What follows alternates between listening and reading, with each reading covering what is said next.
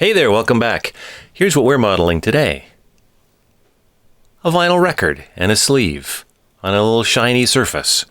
So, let's get into it. Once we have our default scene, the first thing we're going to want to do is duplicate our cube, because one of those is going to be the sleeve and the next one is going to be the record. Let's get started modeling the sleeve. First, it's the easier one of the two. Press N on the keyboard and punch in the dimensions for the sleeve. I've already got some measurements here. I know that it is 324 millimeters wide and it is 324 millimeters tall, so that's the Y and the Z.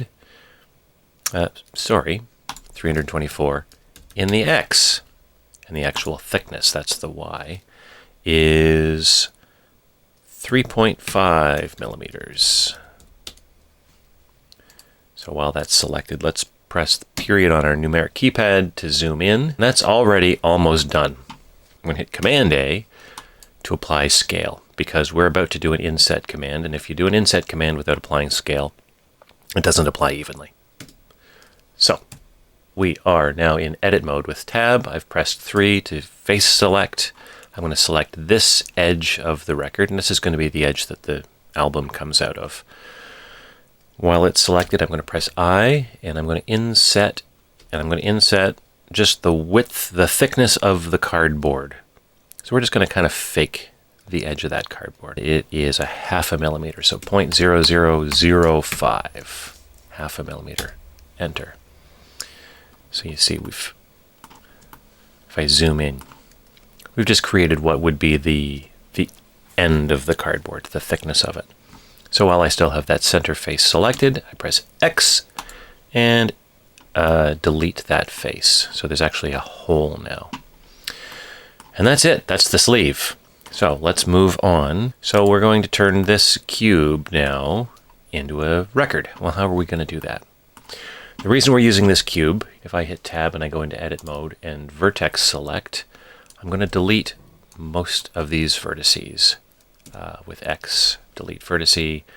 I'm going to delete everything except for just this one, because we need to start with one vertex, and you can't just create a vertex in Blender, as far as I can tell. So we use the cube. Now we have a vertex to start with. We're going to draw a line that goes from this point upwards, and there's going to be 3 segments of it.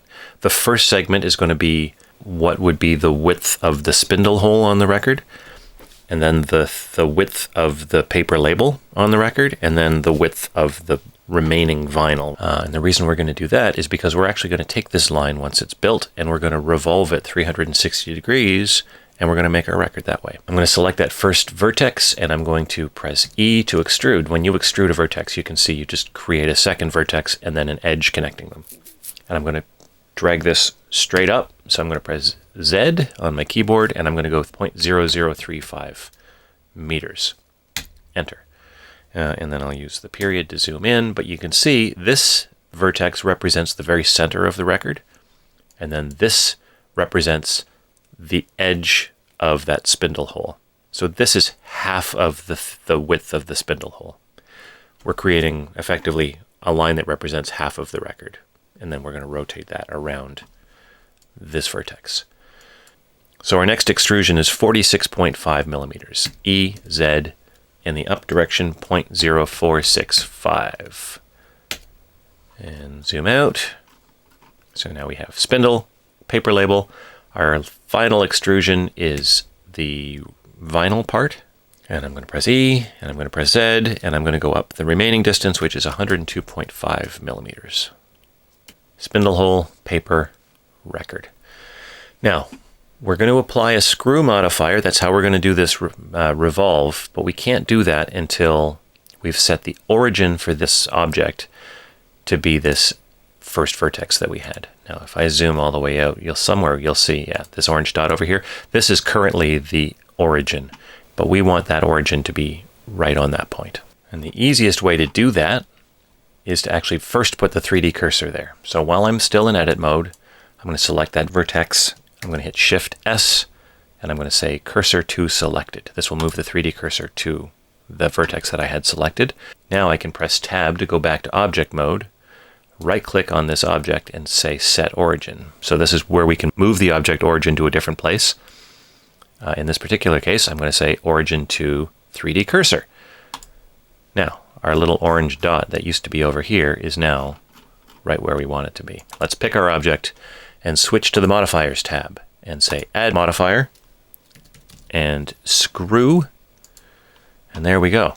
Now, you can't see anything because it's not rotating on the right axis. Let's rotate it on the Y axis. So, we've made a circle out of our line. So the only problem with it now is there's not enough steps for it to be smooth. If I switch this to wireframe, you can see over here where it says steps, I can increase this. Now I can set that to something like 64, and that's probably almost smooth enough, but you know what? I can still see that there's flat edges, and my record shouldn't have any flat edges. So let's go one level up here, and we'll say 128. And I think that that probably gives us enough geometry that that's nice and smooth. We need to apply our screw modifier. We want to, in the screw modifier, just select Apply. There. Now that's real geometry. That is the spindle hole. We want to delete all of these faces. So I can hit Tab to go into Edit mode and 3 to go into Face Select mode, and I can do this 128 times. But I'm not going to. What I'm going to do instead is I'm going to hold down Option on my keyboard and just click one of them, and it will select the whole loop. We'll press X, and we're going to say that we want to delete faces. There we go. So now we have a hole that we can see through. So this is almost a record. The only problem with it now is it's too flat. I mean, records are very thin, but they're not two-dimensional kind of thin. So what we need to do is we need to hit A to select all of those faces, and we're going to extrude them all 1.9 millimeters. So I'm going to press E to extrude and type 0.0019, 1.9 millimeters. And Tab to go back to object mode. And let's get out of wireframe mode, and let's turn off X-ray. And also we've got some weird shading going on. That's fine. We don't want any of that. So let's go back to shade flat. Oh, select it and shade flat. There we go. So look at that. We made a record. And it's perfect, except this edge is too sharp. That's not how the edges of records look. It's okay that our spindle hole looks like that. So that's allowed to be sharp like that. But this edge should be smoother. So the way we're going to do that, we're going to select the object. We're going to hit Tab to go back into edit mode. I'm going to press 2 to edge select, and I'm going to hold down Option to select that whole outside edge, and Shift and Option to select that edge as well, and Command B to bevel. Whoops. And we only want to bevel just a tiny, tiny little bit. Actually, I want to use the mouse wheel to increase the number of segments.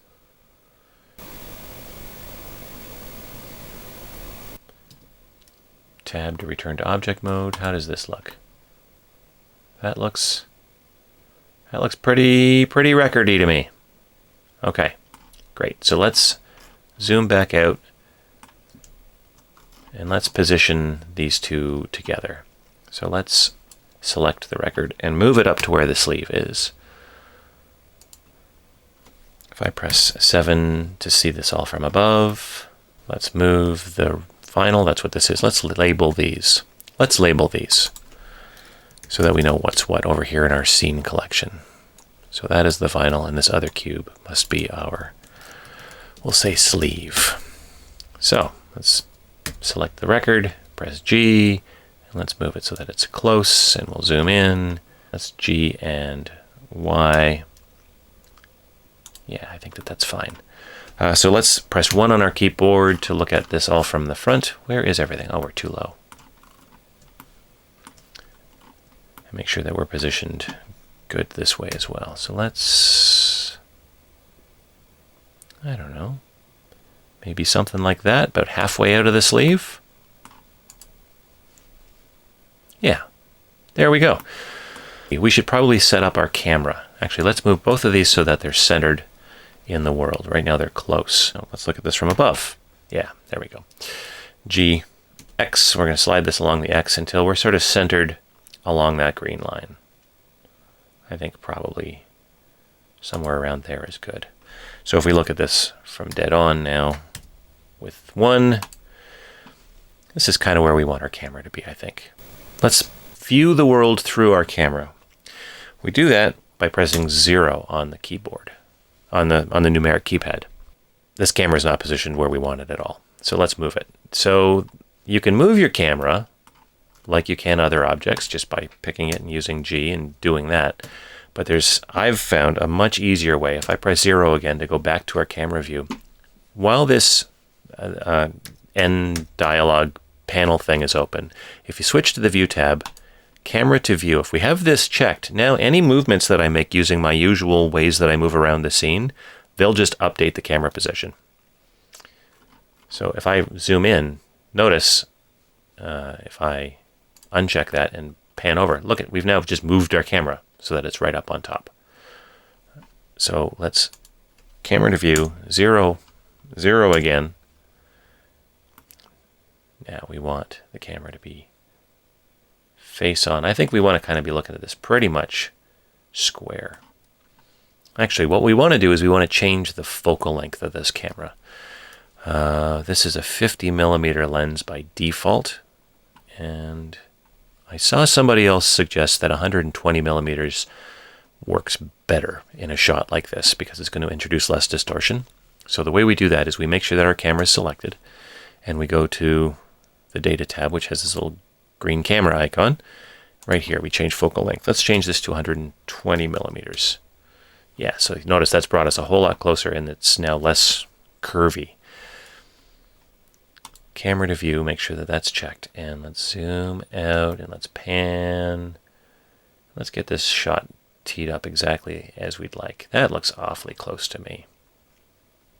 So let's uncheck that and use N to dismiss that.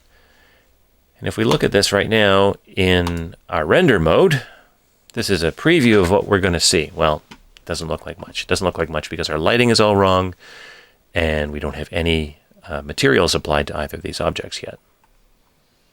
But before we do either of those things, let's introduce a couple of other elements in our scene. Because if you imagine that we're creating a product photo, we don't likely want the photo just floating in space. We want it sitting on some kind of a surface, and we want something in the background. Right now we just have this infinity of Blender environment behind us. So we're going to just create 2 planes very quickly. So let's get out of this view. And let's hide our camera for now, just because it kind of gets in the way a little bit. I do that with a little eyeball over here in the scene collection. And while I'm in object mode, I'm going to press Shift A, and I'm going to spawn a plane. And you know what? We'll just duplicate that plane and move one of them up there for now. So this first plane is going to be the thing that our record is sitting on top of. So I want it to be positioned underneath it. So let's look above.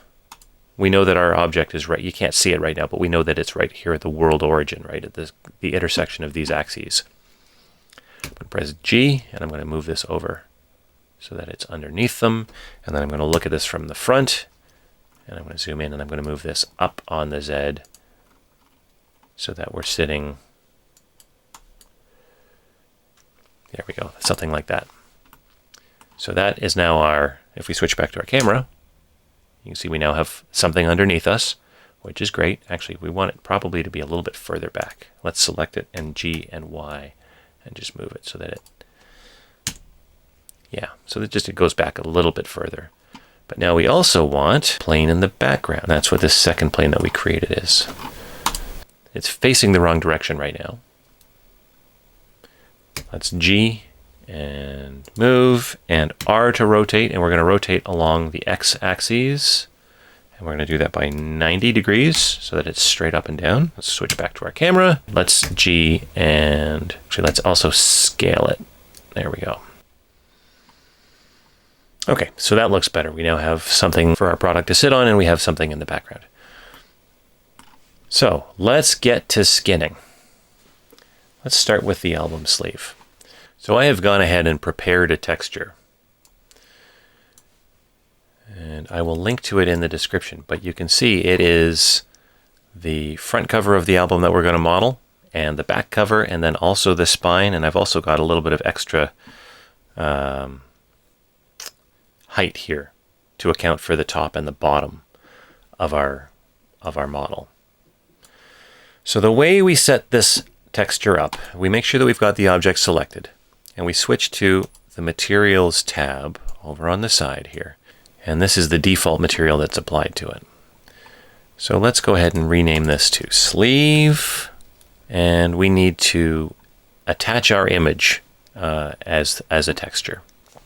So the way we do that is we make sure we've got the object selected. I'm going to use a second copy of this window. So notice if I move my mouse down to the corner of this window that we're looking at right here, I can stretch out a second copy. So this one is by default going to be in 3D viewport, which is the same thing that we're looking at here. But we're going to change it to shader editor. So if I click on base color and I change this to image texture, notice it's gone ahead and it's created a new node. Right? So we now have this image feeding into the base color for our shader. This stuff is all super complicated. I don't understand most of it, so I'm not going to pretend like I understand it. But I do know that I can open up my image. So I've now picked my album texture. So it's now technically being applied. You can't see anything at the moment because of the view that we're in. If I change this back, or if I change this to Material Preview, it still doesn't look like anything.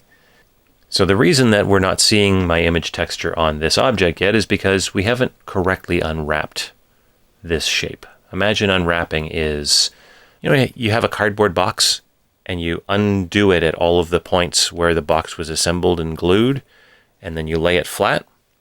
It's kind of what we need to do here in Blender. So the way I'm going to do that, if I try and unwrap this right now without giving Blender some more instructions, it's not going to understand how I want it unwrapped.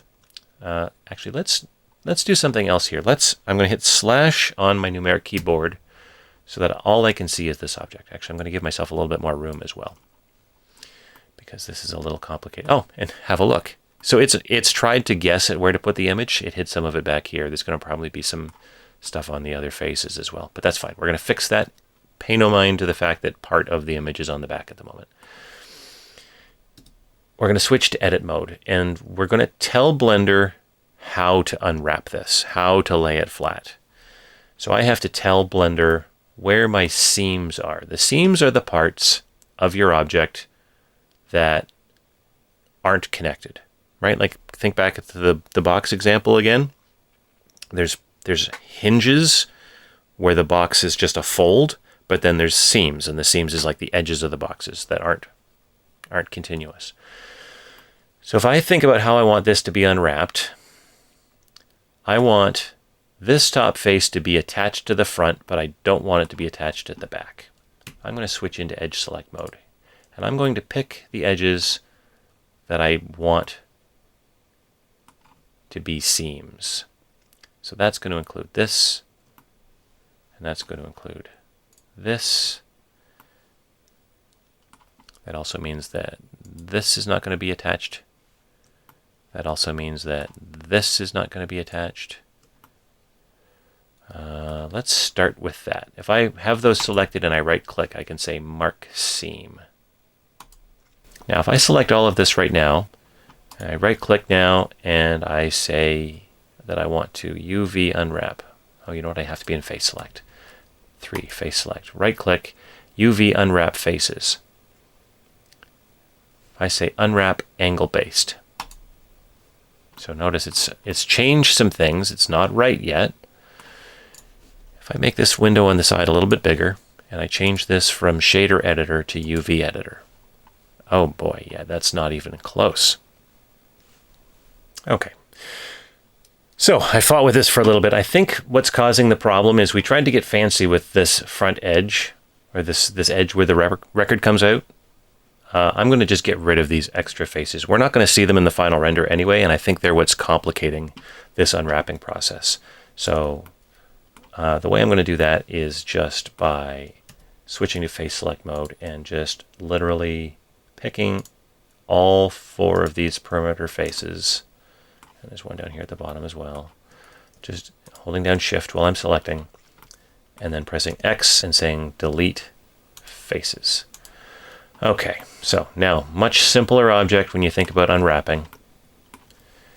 If I make sure that I select all the faces and right click and unwrap angle based. Okay, that looks way better. So if I zoom in here on the right in our UV editor, you can see that if you, it's hard to see right now, try to ignore the texture. I've got a top, and I've got my front, and I've got the bottom, and I've got the spine, and I've got the back. So this is actually exactly what we want. It just right now is rotated wrong. If I select all of these faces, and then over here, I can hit R. I can use my usual commands to move things around. And if I just snap this, we actually want to snap it -90. We just want to lay this right over top, G to move. If I lay this right over top, I think we're there. I think we're there. So there's our front face. Let's get rid of this. Again, there's our front face. If I look at the spine, okay, so we're not quite positioned right. Notice the spine is printed a little bit off. But like this is awfully close. So let's have a look at our map again and zoom on the spine. Oh, there's the problem. So if I select everything and then G to move and then just nudge that over. Now our spine is perfect. Look at that. Now if we wanted to get fancy, we could probably bevel this because that's awfully sharp. I'm going to switch to edge select mode. Let's just start with these two. Command B. We just kind of want to just soften the corner a hair. Here we go. All right, I'm very happy with that. We have an album. Let's hit slash again so that we can bring all the other objects back. Slash, and let's press 0 to see through our camera. So we also need to name our materials to keep them straight so that we don't confuse them, because you can't always tell at a glance what a material is. So while I've got my sleeve selected, let's go over to my materials tab and make sure that I name this material. This is that default material that spawned when we created our objects. Let's call it sleeve. So we now know this is our sleeve texture. Let's add a material to our record. I'm going to select the record, press slash on the numeric keypad to bring it up nice and close.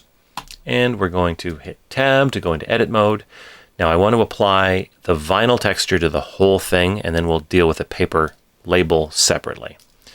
Press A to select all faces. So let's create a new material, plus, and material, and we're going to call this one vinyl. And let's remove this guy. I need to be in object mode. Remove that so that the only material being applied to the record right now is vinyl.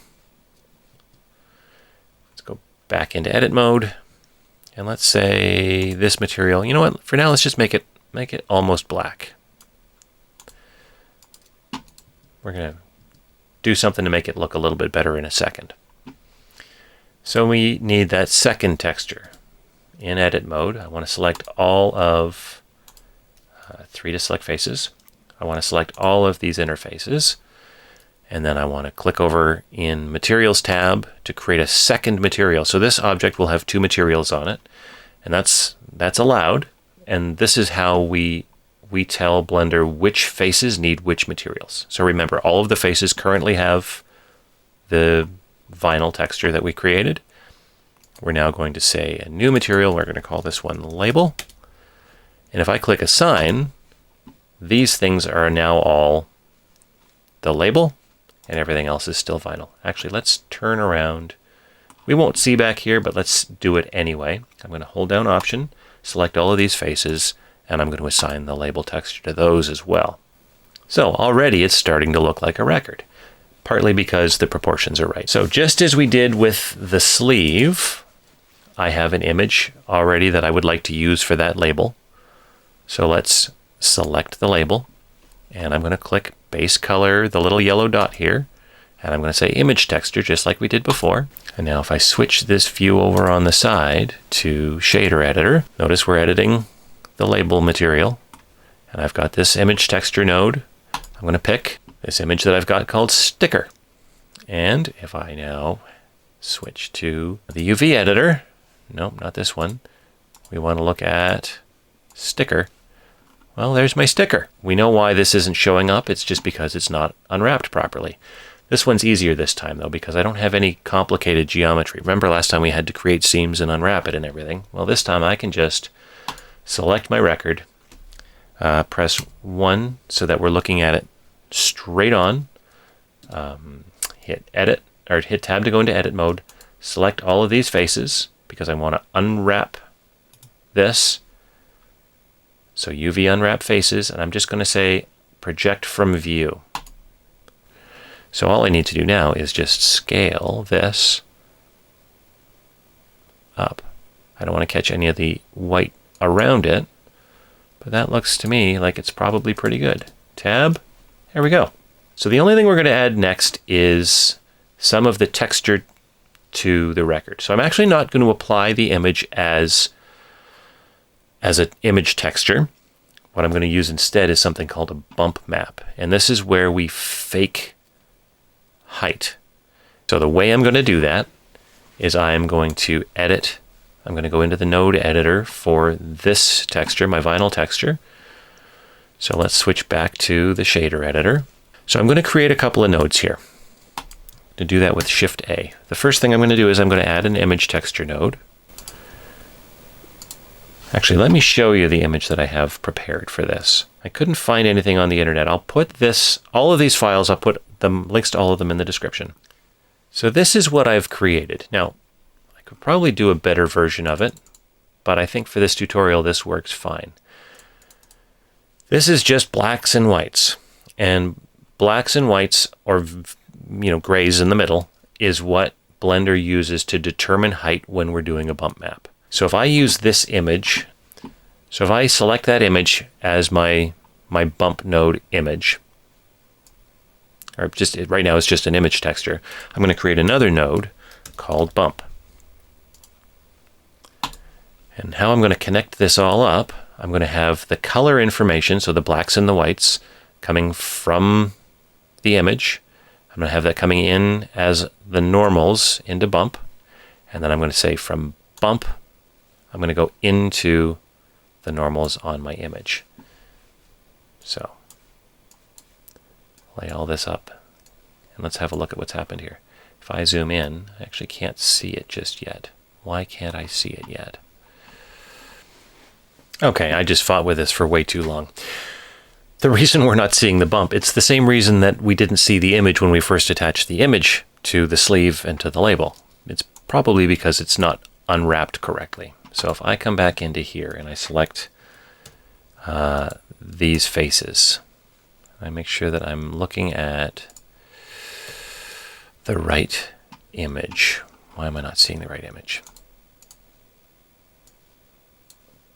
Right here. We don't want to see sticker, we want to see bump. Oh, actually it does appear to be unwrapped. Oh, no, it's not. I think we're looking at the back. Is that why? We want these front faces. So we're going to do the same thing that we did when we attached the label. I'm going to make sure that we're looking at this straight on. I'm going to right click and I'm going to say unwrap faces, project from view. And S to scale, and G to make sure that we're centered properly, like that. And now, yes, okay. Now we're seeing our texture data and we're seeing it way too strong. But you see what's happened? You can see that texture as if it's a texture, but notice how it catches the light. And it's because we've faked geometry here. So the way that we make it so that it's not quite so prominent, so we do that by going back to the node editor and shader editor here. And on our bump node, we have the strength, and we just turn that down. We want it to be very subtle. So I think probably something like that. When we finally set up our scene all the way and we have our lighting, we'll know if that needs to be adjusted further. So I'm going to get rid of this second window now because we're done with the texture editor for the moment. Right click, right on that little bar in the connector middle part there. And we're going to join everything to the right so that we are back to one workspace again. And I'm going to press slash to get us back to our scene and 0 to get us back to our camera. And there we go. We're not actually looking at a render preview. We're just looking at the material preview. That doesn't take into account lighting. If I switch to render preview, first of all, I can see daylight underneath the album, which means our work surface is not quite high enough. So let's select that plane and press G and Z and tighten that gap up. There we go. Next, we need some lighting. If you know all about lighting, if you're a photographer, use your real-world lighting knowledge to light your Blender scenes, because the physics are designed to work kind of like real light. The other thing I want to do before we get too far here is I'm going to change. There's different rendering engines that Blender ships with, and we're going to change from Eevee, which is the one that's selected by default, to Cycles. Cycles, I believe, is more of a ray tracer, which is just the way in which the software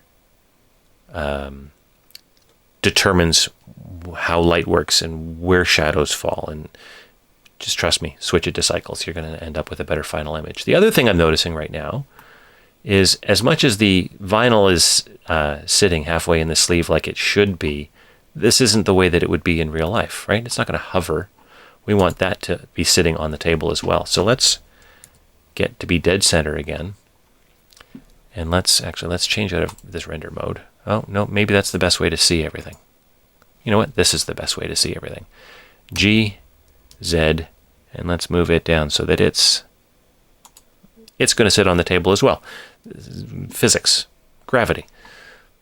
So let's switch back to render preview, switch back to our camera. Okay. Getting somewhere. The next thing I'm going to do is I'm actually going to turn off all of the existing world ambient light, because we want to be in control of lighting this scene. So I'm going to do that by switching to world over here in the sidebar. Strength. This is just by default. There's a little bit of ambient light. If I knock this down to 0. Oh, I was trying to figure out why it wasn't pitch black. It wasn't pitch black because our default Blender scene comes with a light. If I delete that light, there we go. Lights out, no ambient light. So how do we light this scene? We're going to spawn some new lights. Let's move our 3D cursor back to the world origin, because right now it's way off to the side here. I'm going to do that with Shift S and say cursor to world origin. 3D cursor is now back at 0, 0, 0. So when I Shift A to add a new light, a new area light, that's where it'll spawn. If I hit G and Z and move this up, we're going to have this light coming from over here on this side. So I'm going to move it R to rotate 90 degrees, and we're going to rotate it R, Z on the Z axis, and I'm going to rotate it 45 degrees. I've got this light sort of standing off to the side. Let's move it with G, and let's make it bigger. It's going to make the light that it casts softer. It's going to make softer shadows. And let's see how this is coming. 0. Back to our camera. We're still in the dark, but now we're in control of the scene. We're in control of our lighting. The next thing we probably want to do, this is a fun technique that I learned. Rather than putting a light behind, what we're going to do is we're actually going to take this back plane, our backdrop, and we're going to make it so that it also makes light. We're going to give it some properties that make it emissive. And I'm going to do that under the Material tab. So we're going to give this plane a texture. So I'm going to hit New. And I'm going to scroll down to where it says Emission. And I'm going to start to turn this up. Notice what happens now. All of a sudden, it's got its own brightness. If I want that to carry through to my surface, this is another fun technique. I'm going to change my surface, and I'm going to give it a texture as well. I'm going to call this Surface. Bring its roughness down, which is going to make it more reflective. Notice how as I change its roughness, it's getting darker and it's getting lighter. That's because what we're doing by adjusting its roughness is we're changing how reflective it is. Notice we can also now see a beautiful reflection of our album art. So what I want to do is I want to turn that roughness to the point where it's maybe like that. It's still way too dark though. And notice our vinyl doesn't have that nice little highlight that a record often has. And that is because we need a new light sitting right in front of it, and we need to tweak the texture just a little bit, but let's do that part now. So I'm going to hit Shift A again, and we're going to add a new point light. We're going to just hit G, and we're going to move it along the Y, and we're going to pull it forwards so that it is, actually, we're going to want it to be centered directly on the vinyl, like that. Now notice it's not doing what we want in terms of those keyed highlights. That is done by tweaking the material. So we're going to go into this object and we're going to select our vinyl material. And I'm going to scroll down to specular and isotropic. I don't even know what this means, but I do know that if I turn this up and I let this render again a little bit, look at what's happened to my highlight now. It's making this, you know, shine the way that we want. In fact, if I hide the record, hide the sleeve, notice it's right across the middle. And we can even, with this second option here, what's it called? This is the rotation value. We can actually, look at. So I don't know why that does that, but my gosh, has it ever come in handy for this? So let's turn the sleeve back on. I'm noticing now with all these lights, our bump map on that vinyl is too strong again. We can just go into the node editor over here. We don't need to do a split screen. Shader editor. And we're looking at the vinyl texture. We're going to turn this, right now it's at 0.13, let's like half that, 0.07. And switch back to 3D viewport. Well, that's maybe even still a little bit strong. 0.05. And 3D viewport. Now we go back to camera. I think we might be there. Let's start a render. Let's see how this looks with a little bit of lighting on it. I could play with this all day, and we could play with the reflectivity of the surface, and we could make it look like a table, or we could make it look like this was sitting on a shelf. That's for you to play with. Use this however you want, whatever it is you're trying to build. Hopefully this tutorial was of some value. I'm going to say that this is exactly the way that I want my image to look. So thank you for sticking around, and yeah, join me on the next tutorial. Remember to subscribe. There's more videos coming, and please, if you've got an idea of something that you'd like me to muddle my way through, drop it in the comments. Again, remember all of these files here, if they're of any use to you, I'm going to put them in the description as well. And yeah, happy Blender.